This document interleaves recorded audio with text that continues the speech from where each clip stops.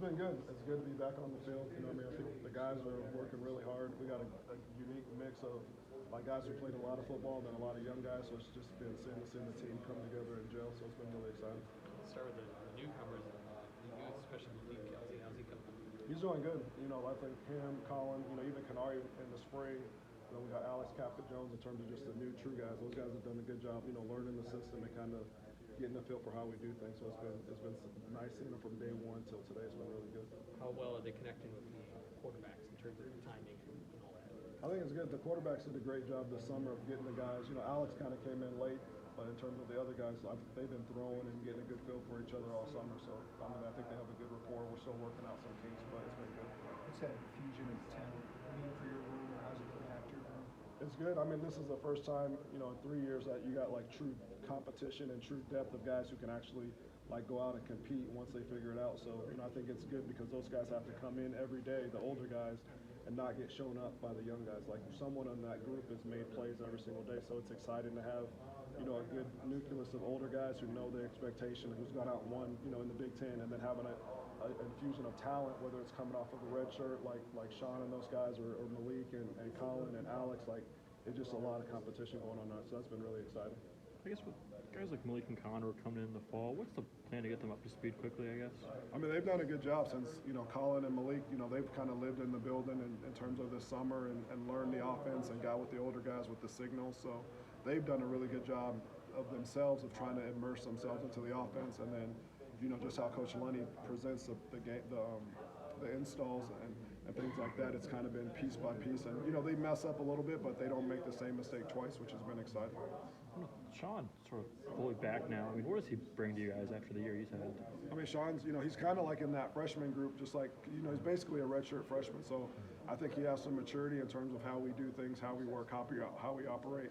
And then now it's just getting himself back into that football, mindset of, getting tackled, getting hit, and then just doing it day over day. And he's done a really nice job up to this point in camp also.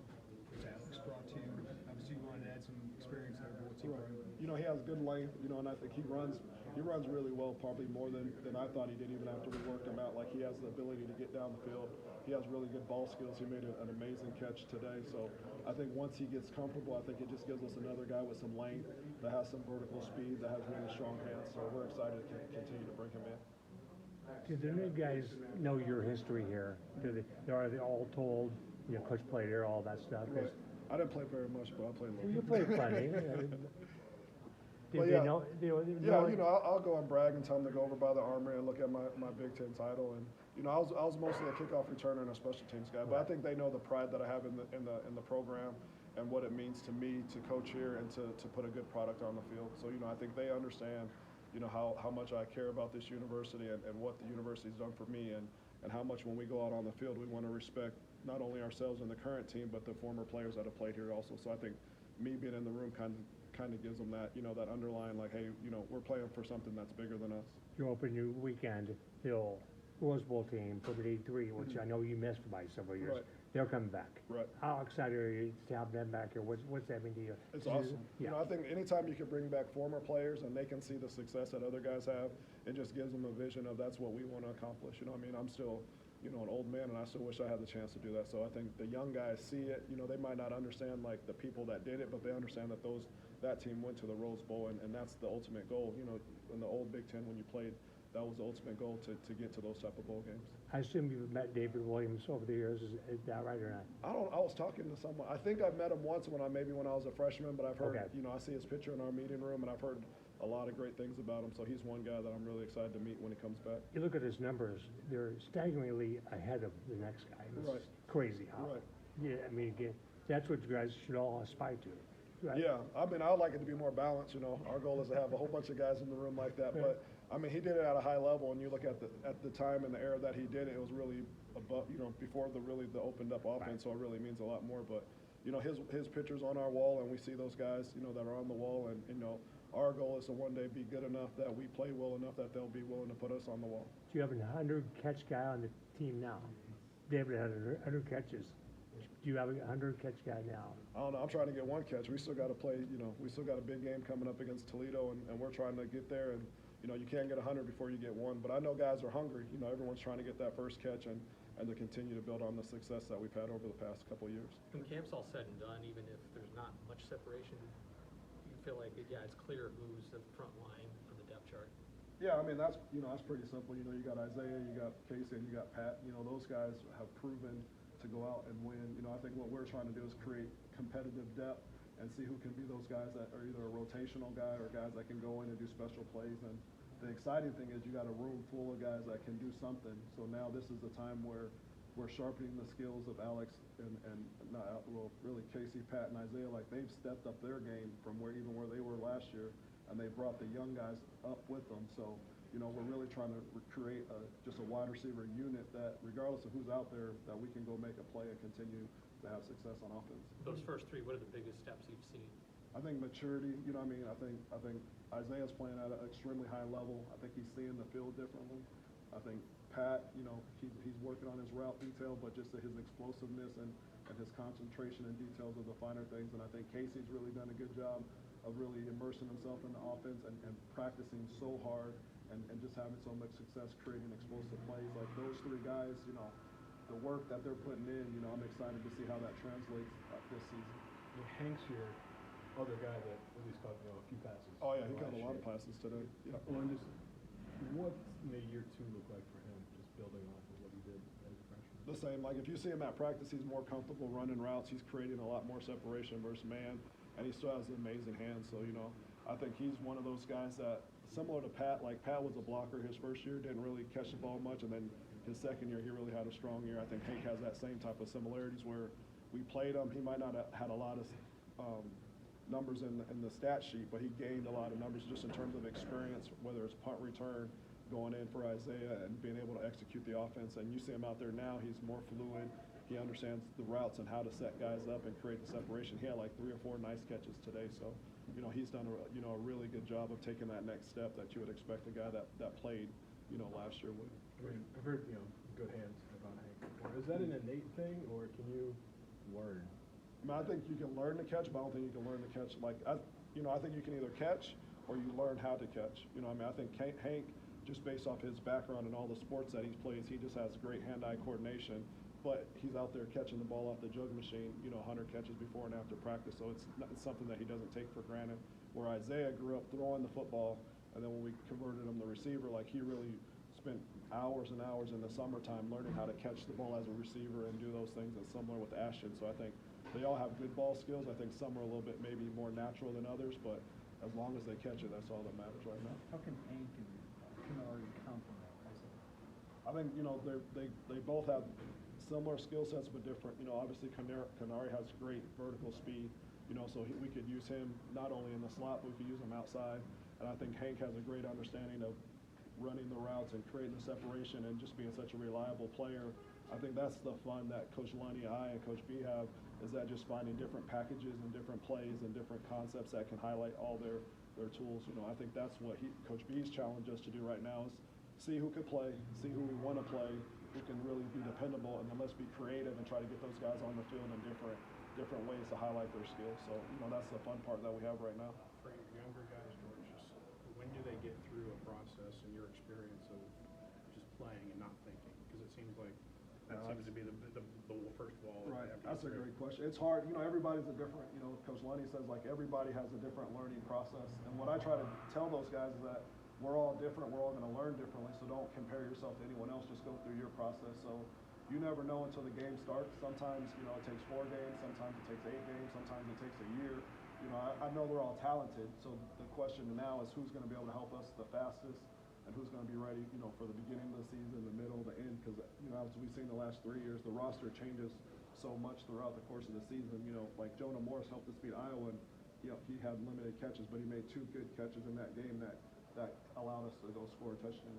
So you never know what that play is going to be. Like Pat's first year was just purely blocking, and that helped us do some positive things. So we want to get those guys in a position to be successful, and we'll find a way to either get them on the field or we'll keep training them until their time is ready.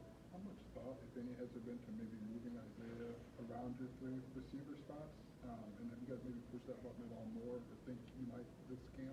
Yeah, we moved him around last year. We have some ways to move him around. I think this year we'll try to do the same thing. I think the thing that you know, that with the three guys that we have, you know, Pat can play in the slot as well as Isaiah can play outside, so I think it gives us some flexibility to do some different things and create matchups with all three of them. You know what I mean? And then you have Kennard, you have Hank, you have Malik, who's a big body guy. So I think we've built a wide receiver room that it's just not guys that can only play one position. We're really trying to create, you know, position flexibility. And Isaiah, you know, he's smart. You know, he could probably be a backup quarterback if he had to. So, you know, I think it's fun with that guy, like, hey, go play outside this play, go play inside, go line up in the tailback, just finding creative ways to, you know, get him open and not make it so hard to get him the ball. And I think Coach Lonnie's done a great job over the summer and installing those plays up to this point to make sure that he's involved, but also that he's have some diversity in where he's getting the ball from.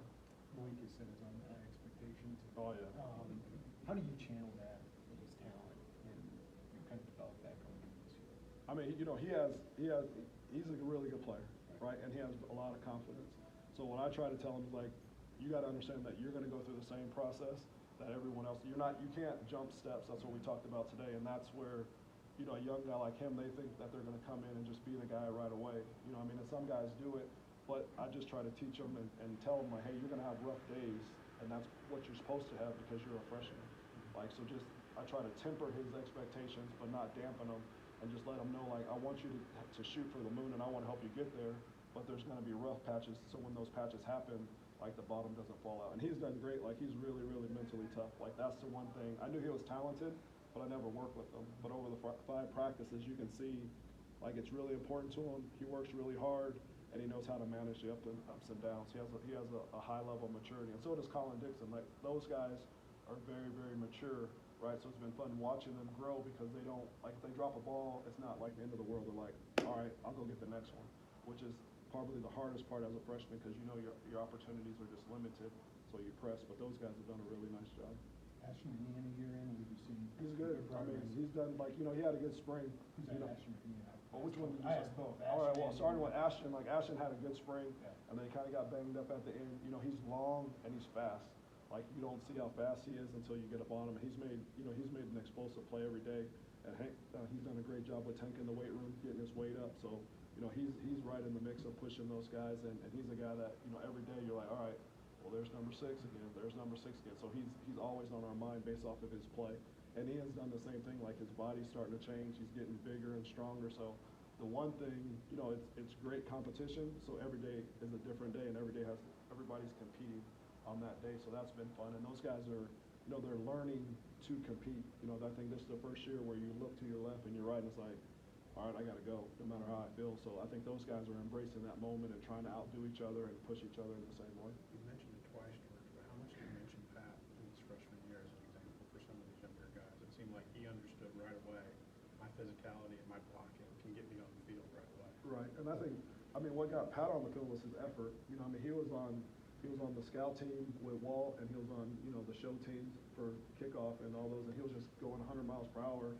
And the defense really said, hey, you know, you got to get Pat on the field, and they did the same thing with Miles. So the one thing I tell those guys, like, your effort is going to get you noticed. It's not how good, it's like your effort that you do things, and that's what we use Pat for, and that's what we use Casey for, and that's what we use Isaiah. You know, Isaiah, once again, he was a quarterback. You know, I mean, we came in, he went through the spring as a quarterback. He had one day at wide receiver, and then from that day forward, he's been the leading receiver just because of his hard work outside of his talent. So that's the one thing for young guys, if they can learn that your work ethic and your effort is going to get the result, and that if you can just work as hard as you can every day, everything else falls into place. So that's what Pat does. Like, you know, if you watch him practice, like he's practicing like he's on the scout team, like he's trying to earn something, which makes everybody else pick up their effort also. We saw the flashes from Pat last year. What's his next step? It's the same. I think it's, you know, it's being detailed in everything he does. You know, there's some plays where he's a little bit off, and it could be an explosive play, and it's just the growth of managing the highs and lows of a game. You know what I mean? Sometimes you get the ball in the first quarter, sometimes you get the ball in the third quarter, but just staying focused and just being ready for your time. You know what I mean? And he's bought into it, and he works hard. You know what I mean? I think it's just this is his 3rd year. You feel like it's his 4th year, but he went from a blocker to a solid, you know, contributing receiver, and then now it's just the next transition of taking the next step. What does that look like? I don't know, but, you know, the way he's practicing, you know, I'm excited to see how big he can get this thing. Rex said something that when you guys brought in Alex, he was kind of the perfect fit for what you were looking for at that time. Like, what were you looking for in that spot on the roster? I think we had lost Brian. Brian decided to go pursue other opportunities, so we kind of felt that void. So if you looked at last season, we had, 3 guys that were really good, and we really had 4 guys that can go out and make plays, and then we felt like if we can get an older guy to hopefully fit into that 4th spot, or push some guys to get into that 4th spot where you feel like they can go make key plays, and, I think he fits that, now whether that will be him is still yet to be determined because there's other guys competing for that spot too, but I think that's, in your mind, you want to have 6, but, last year we definitely had 4 guys that, Brian made a lot of huge plays down the stretch in every game, and it helped us have explosive plays, so we can't lose that. Someone has to, we got to grow. Those 3 guys have to continue to grow and produce more, but we need someone that can come in and be that 4th receiver or 5th receiver and continue to have those big explosive plays too to help the offense be explosive. Somebody who has experience in the return game as a player, having so many years